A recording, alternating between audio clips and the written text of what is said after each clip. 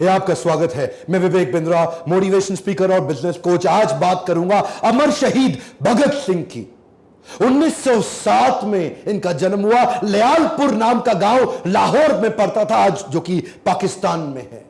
मां विद्यावती कौर, पिता किशन सिंह। बचपन से ही जो लाहौर में एक स्कूल था जो कि ब्रिटिश सरकार का, ब्रिटिश हुकूमत से इन्फ्लुएंस स्कूल था, उसको ज्वाइन नहीं किया। दयानंद एंग्लो वैदिक पद्धति के द्वारा जो स्कूल, जिसको आजकल डीएवी बोलते हैं ना, दयानंद एंग्लो, आर्य समाजी माहौल में पढ़ना इन्होंने चुना। शुरू से ही इतना पढ़ाई में तेज, इतना तेज कि बचपन भर में इन्होंने लगभग 50 किताबें स्कूल टाइम में ही पढ़ डाली, जो कि अपने स्कूल से अलग किताबें थी। पॉलिटिकल रिफॉर्म, सोशल रिफॉर्म, किसी भी प्रकार के इकोनॉमिक रेजिम पे जो किताबें, इनका बड़ा इंटरेस्ट था। जो एकाकी की भावना थी ना भगत सिंह में, वो सीखना चाहिए। एकाकी की भावना, सिलेक्टिव लिसनर थे, हर जगह खड़े नहीं होते थे, उठते बैठ, जिधर आजादी आजादी आजादी आजादी, ये भावनाएं दिमाग में बचपन से घुस गई। छोटे थे, 1919 में अप्रैल 13 को जलियांवाला बाग कांड हुआ। बस इतने छोटे से में 11-12 साल के 40 किलोमीटर दूर पैदल चले गए। उसी जलियांवाला बाग में पहुंच गए। वो आवाजें कौन रही थी इनके दिमाग में, जो वो लाशें थी वहां पे, कितने लोग चले गए। काफी लोग तो वहां पास में पड़ा कुआं था, उसी में डूब गए, उसी में कूद के छलांग मार के, क्योंकि जनरल डायर ने जो गोलियां मारने का सबको आदेश दे दिया। कहते हैं कि आज भी उस कुएं से पानी निकालो तो उसमें रक्त की बूंदें मिलती हैं आज भी। ये वहां से खून से भरी मिट्टी को बर्तन में डाल के लिया एक बोतल में, और घर में लाके इतने सुन्न हो गए। सोचो छोटा सा बच्चा है, क्योंकि इसके दिमाग में ना वो घुस चुका था। इसकी बहन ने पूछा क्या हुआ, बता दे क्या हुआ, इतनी देर से क्यों आया। ये बोला ये खून मेरे उन शहीदों का है, देशवासियों का, जिसका मैं बदला लूंगा, अंग्रेजों को मार भगाऊंगा। जब इनके पिता खेती किया करते थे ना, बोले आम की गुठली क्यों बोई, पिता से पूछते थे। पिता कहते थे बेटा आम लगेंगे, पेड़ लगेगा। ये कहते थे ठीक है जी, मैं बंदूक बो दूंगा ताकि बंदूकों का पेड़ लग जाए। इतने छोटा सा बच्चा क्या सोच रहा है, कहता है कि मुझे बंदूक इसलिए चाहिए ताकि अंग्रेजों को भगा दूं। 1920 के आसपास गांधी को देश से बहुत ताकत, बड़ा सहयोग मिल रहा था। गांधी उस समय पावरफुल आवाज बन चुके थे देश की, जिन्होंने आम जनता की आवाज को उठाया। अहिंसावाद, वो क्या कहते हैं, मुझे लड़ना नहीं है, लड़े बिना अंग्रेजों को, गोरों को भगा दूंगा। नॉन कोऑपरेशन मूवमेंट चालू किया। ये नॉन कोऑपरेशन मूवमेंट आपने इतिहास, हिस्ट्री में जरूर पढ़ा होगा। क्या कहते हैं, असहयोग आंदोलन। गोरों का लाया, गोरों का बनाया, जो कुछ रिजेक्ट करते जाओ, रिजेक्ट करते जाओ, रिजेक्ट करते जाओ, पागल लोग चले जाएंगे देश से। गांधी बोले शांति से करा दूंगा इस काम को, और पूरा देश मान गया। उस समय बड़े प्रभावित थे शहीद आजम भगत सिंह उनके विचार से, वो भी ज्वाइन कर गए। उन्हीं दिनों चौरी चौरा नाम का एक स्थान, जो कि गोरखपुर में बिहार के नजदीक आज भी पड़ता है, वहां पे 1922 में, उस समय 14 साल के रहे होंगे भगत सिंह, 1922 में इन्होंने एक पुलिस थाने के सामने जोरदार प्रदर्शनकारियों ने शोर मचाया। वहां एक बाजार में अंग्रेजी शराब बिक रही थी, अंग्रेजी कपड़े बिक रहे थे। वहां इन्होंने शोर मचाया कि गोरे वापस जाओ और ये कपड़े और शराब की बिक्री बंद करा दो। और जो वहां का जमींदार था, अंग्रेजों से इन्फ्लुएंस था गोरों से उस समय, उस जमींदार ने गुप्तेश्वर सिंह नाम के थानेदार को रिक्वेस्ट किया, भाई ये बंद करा दो, मेरा धंधा खत्म हो जाएगा, इसको बंद कराओ। और चौरी चौरा में तभी पुलिस वाले बाहर आ गए। उन्होंने हवाई फायरिंग करी, बोला बंद करो इस आंदोलन को। ये बोले हम क्या कह रहे हैं, हम तो कुछ नहीं कह रहे, हम तो कह रहे हैं हम केवल अंग्रेजी सामान नहीं खरीदेंगे, शराब नहीं खरीदेंगे, कपड़े नहीं खरीदेंगे। लेकिन गुप्तेश्वर सिंह माना नहीं। अच्छा, भीड़ 4000 लोगों की थी। वहीं गुप्तेश्वर सिंह ने कई गोलियां हवा में चलाई, ये नहीं माने, उन्होंने 2-4 को गोली मार दी। वहीं 2 प्रदर्शनकारियों की वहीं मृत्यु हो गई। भीड़ और आग बबूला हो गई। गुप्तेश्वर सिंह ने हवा में और कई गोलियां चलाई, बोला मार दूंगा। फिर सामने गोलियां चलाई, वहां के दरोगा थे ना, वो उनको तो करना था। और जब गोलियां चलाई उन्होंने, 3-4 लोग जैसे ही और मरे। इतने में ये तैयार नहीं थे दरोगा, इनकी गोलियां खत्म हो गई, भीड़ आ गई। और भीड़ ने, जब इनकी गोलियां खत्म हुई तो उनको मारना शुरू किया पुलिस वालों को, और मारते मारते ये भगा के उनको थाने में ले गए। थाने को आग लगा दी। कई 17 पुलिस कर्मियों की उसी थाने के अंदर मौत हो गई, आग के नीचे जल गया। और वहां पे गांधी को बहुत आहत हुई। बोला मैं कह रहा हूं असहयोग, अहिंसा, और तुमने इतनों को मार दिया। वो दिन नॉन कोऑपरेशन मूवमेंट गांधी ने वापस लिया, और जैसे ही मूवमेंट वापस लिया, ये लोग परेशान हो गए। भगत सिंह और उनके जितने प्रकार के उसी विचारधारा के लोग, वो बोले 2 दल बन गए। गरम दल, नरम दल। नरम दल गांधी का था और गरम दल भगत सिंह जैसे लोगों का था। उन दिनों बोल्शेविक मूवमेंट रशिया का था, उससे ये बड़े प्रभावित थे। मैंने बताया ना, विदेशी किताबें भी बहुत पढ़ते थे। बोल्शेविक मूवमेंट, ये बोले कि लड़ना पड़ेगा। अब तो बात ये थी कि हो सकता है अगर गांधी नॉन कोऑपरेशन मूवमेंट वापस ना लेते, आजादी जल्दी मिल गई होती। एक्चुअली उन दिनों ना भगत सिंह तो नाचा करते थे, आजादी मिलने वाली है, आजादी, क्योंकि नॉन कोऑपरेशन मूवमेंट सक्सेसफुल था, पूरा देश को सहयोग मिल रहा। गांधी ने वापस ले लिया, बोला अभी आप तैयार नहीं हो। आपने गुप्तेश्वर सिंह पुलिस वाले को और पूरे थाने को क्यों मार के खत्म कर दिया? गांधी ने रोक दिया पूरा आंदोलन। ये लोग उस समय आग बबूल बोले अब लड़ना पड़ेगा। ये जो एक्चुअली ये ना हथियारों की क्रांति बाद में आई, भगत सिंह की पहले विचारों की क्रांति थी। उन दिनों कॉलेज ज्वाइन किया इन्होंने, लाला लाजपत राय का पंजाब के अंदर जो पाकिस्तान में पढ़ता है वो कॉलेज ज्वाइन किया और वहां पे ये गतिविधियां स्ट्रॉन्गर थी। उन दिनों ये लगभग 300 किताबें अपने कॉलेज में एक्स्ट्रा पढ़ बैठे हैं, क्योंकि जब खाली होते थे किताब पढ़ते थे और उसके बाद अपने एकाकी की भावना से स्पीड आती है। ध्यान दीजिए, कम ऑन, लर्निंग क्या है? एकाकी की भावना से। इसीलिए तो शहीद भगत सिंह ने 23 साल की उम्र तक वो सब कर दिया जो आज लगभग 90 साल के बाद भी हम उनको याद कर रहे हैं। 1924 में ये लगभग 17 साल के थे, मां ने शादी की तैयारी कर दी। ओए बेटा शादी कर लो, कुड़ी बड़ी सोनी है, ओए बेटा शादी कर ले, तेनू रोटी खवाएगी, ओए शादी कर ले, तेरा ध्यान रखेगी।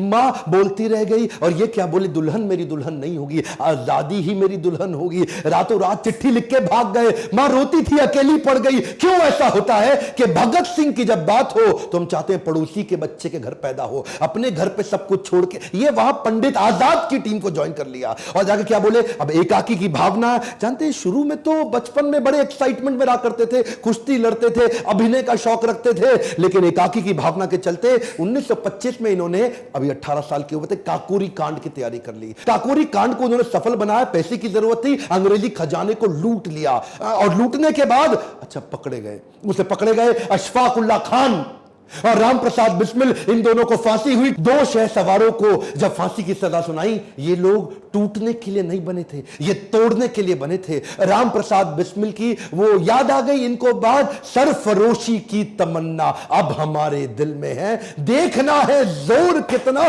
बाजुए कातिल में है। क्या मतलब? सरफरोशी, कटा लूंगा अपना सर, ये मेरी तमन्ना है, और तेरी बाजू में कातिल दम कितना है? मेरी तमन्ना ज्यादा बड़ी है गला कटाने की कि तेरी बाजू में ताकत कितनी है, वो आके देखते हैं। ये आपने सुना तो होगा, मतलब पहचानिए, ये इसको बोलते हैं विचारधारा। सरफरोशी की तमन्ना, अपना गला कटा लेने की तमन्ना, वो ज्यादा बड़ी है कि तेरे बाजू में जोर मेरी कत्ल करने का बाजुए कातिल में है। दशहरा ग्राउंड में चले गए, लिखने में बहुत तेज हुआ करते थे उन दिनों। पत्रिकाओं में, अखबारों में ये लेख लिखा करते थे सोशल रिफॉर्म्स के बारे में, अंग्रेजी हुकूमत के खिलाफ, कभी अपने नाम से कभी बेनामी लेख लिखा करते थे। और ये वहां जाके पर्चे बांटने लगे।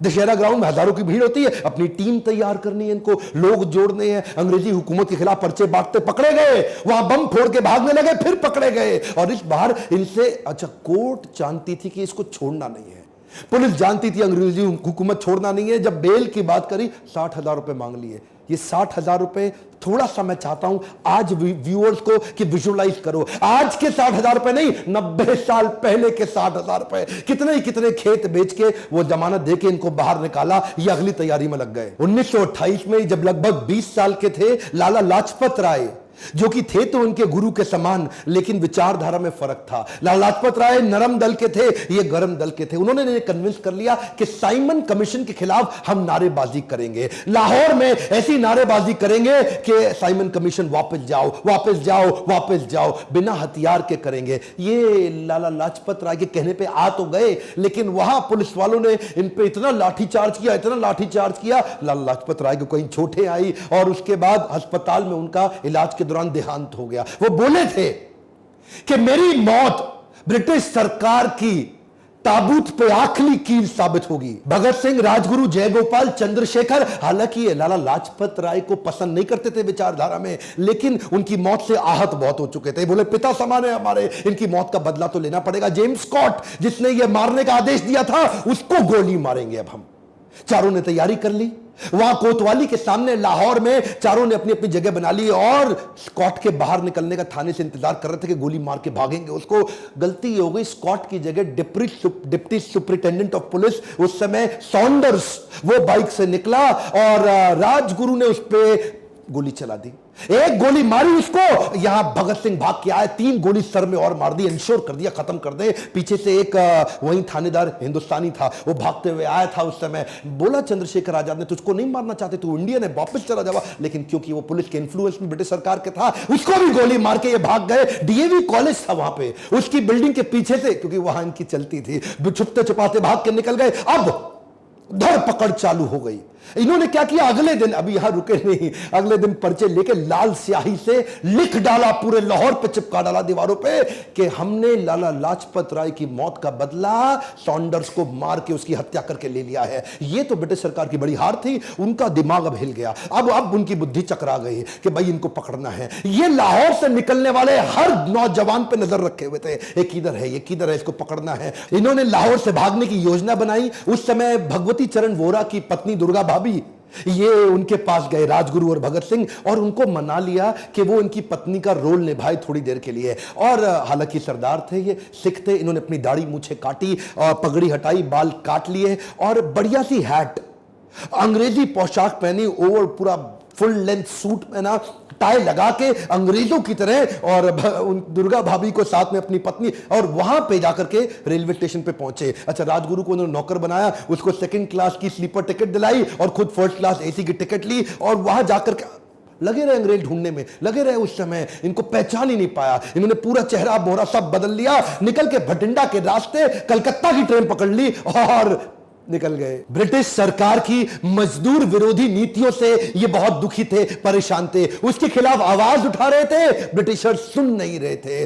फ्रेंच रेवोल्यूशन के दौरान 1893 में फ्रेंच असेंबली के अंदर भी लो इंटेंसिटी का बॉम्ब फेंका गया। उन दिनों ये किताबें पढ़ते ही थे, दुनिया भर में देख रहे थे कि आजादी के लिए क्या क्या चल रहा है, इन्होंने भी तैयारी करी। बटुकेश्वर दत्त को अपने साथ लिया, एक लो इंटेंसिटी का बॉम्ब तैयार किया और कुछ पर्चे लिखे वहां पे, और अचानक वहां पे जाके असेंबली, सेंट्रल असेंबली में पहुंच गए, खाली जगह ढूंढी और वहीं बॉम्ब फेंक दिया। लो इंटेंसिटी का बॉम्ब था, किसी को नुकसान ना पहुंचे, धुएं का गुबार हो गया। पर्चे उठा के हवा में फेंके और हर पर्चे पे लिखा था, बहरों को सुनाने के लिए धमाका जरूरी है। क्या बोले? बहरों को सुनाने के लिए धमाका जरूरी है। और ऐसा धमाका, धुएं के गुबार में भाग के निकल सकते थे, चाहते तो चुपचाप वहां से चले जाते, लेकिन वहां गायब हो जाते, कोई पकड़ नहीं पाता, लेकिन जानबूझ के वहीं चिल्लाना, इनकलाब जिंदाबाद, इनकलाब जिंदाबाद, और जाकर अपने आप को पकड़वा दिया कि ले लो मुझको। ये एक ऐसा लड़का था, सबको जीना पसंद है और मौत भी सबकी आनी है। ये वो लड़का था जो अपनी डेथ को डिजाइन कर रहा था। ये चाहता था कि अब मुझे अंग्रेजी हुकूमत पकड़ ले, क्योंकि हो सकता है माहौल ठंडा होने वाला है। सोचिए, एक 21 साल का लड़का अपनी कुर्बानी की, अपनी डेथ को डिजाइन करने जा रहा है, शहीद होने जा रहा है। कहता है मुझको पकड़ो, और मैं तो वैसे ही एनार्किस्ट हूं, मैं तो वैसे ही आपकी हुकूमत की, मुझको गोली मार दो, मुझको गोली मार दो। एनीवे, जिसको फांसी की सजा सुनाई गई इन दोनों को। अब इनका लगभग 2 साल का कारावास था। पर यह एक ऐसे क्रांतिकारी जो जेल में भी आजाद थे, वहां पे भी अपनी क्रांति, नाक को चने चबवा दी अंग्रेजों को, उनके नाक में दम कर दिया। क्योंकि वहां पे फूड और फैसिलिटी ठीक थी नहीं, वहां पे जेल में 10 बाय 10 के कमरे में 10-10 कैदियों को रखते थे, बर्तन ठीक नहीं थे, खाना ठीक नहीं था, रोशनी की सुविधा नहीं, बिजली कोई था नहीं, खिड़की हुआ नहीं करती थी, इतना बुरा हाल। इन्होंने उसके खिलाफ अंदर आंदोलन चालू कर दिया। अच्छा, अंग्रेज इनसे अब घबरा गए थे, बोले यार इसको ना अलग कर दो, सारे इंडियन इससे इंफ्लुएंस हो जाते हैं। एक नया आंदोलन कर दिया इस आदमी ने। ये 64 दिन के अन्न जल त्याग पे चले गए, कहते आम मरण अनशन,